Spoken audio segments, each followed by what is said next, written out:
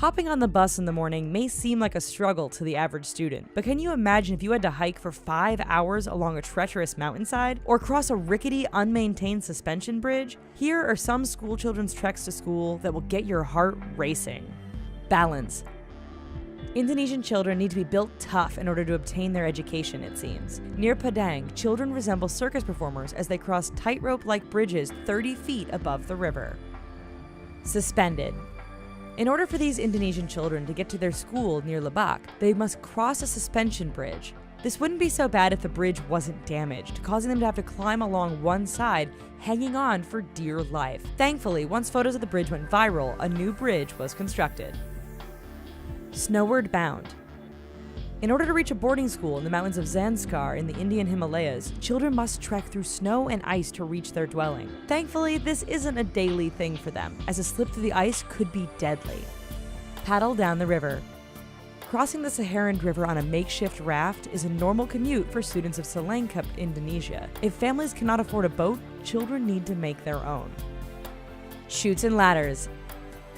In Zhangjiwan village in southern China, school children need to make a daunting journey to the mountains. They don't need to hike though, they need to climb. A series of unsecured wooden ladders cover the entire mountainside. Beat the heat.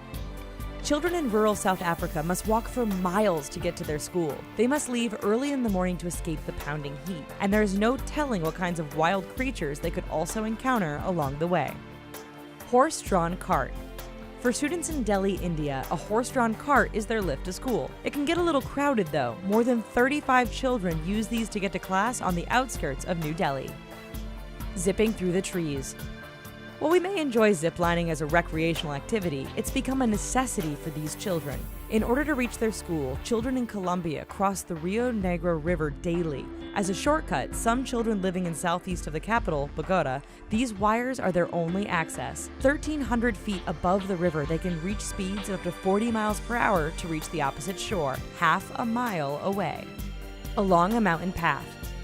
In Gulu, China, it can take 5 hours walking along a 1-foot wide path for children to get to school. The primary school is located halfway up the mountain and is considered one of the most remote schools in the world. Downriver. In Vietnam, village children need to walk more than 3 kilometers from their homes to their school. They must cross a river and scale steep slopes on a good day. During the rainy season, the river swells and becomes much more dangerous. That's our video, guys. Thanks for watching.